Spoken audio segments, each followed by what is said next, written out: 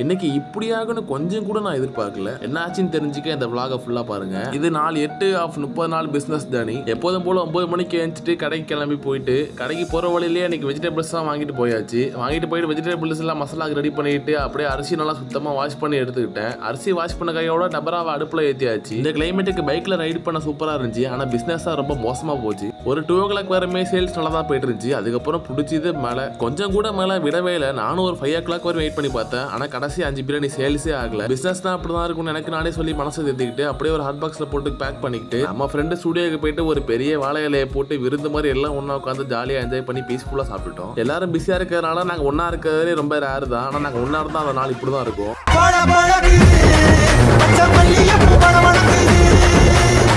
அந்த வைப்லயே அப்படியே டீ குடிக்க வந்துட்டோம். புதுசா காஷ்மீரி மில்க்னு வாங்கி ட்ரை பண்ணேன். டேஸ்ட் அடிப்பொலியா இருந்துச்சு. மறுமறுன்னு ஒரு மட்டமான பேய் படம் வந்திருக்கு. என் வாழ்க்கையிலே பார்த்த ஒஸ்ட் படம் தான். அப்படியே நைட்டு பசங்களோட கிரிக்கெட் விளையாண்டு முடிச்சு நாளை பார்க்கலாம்.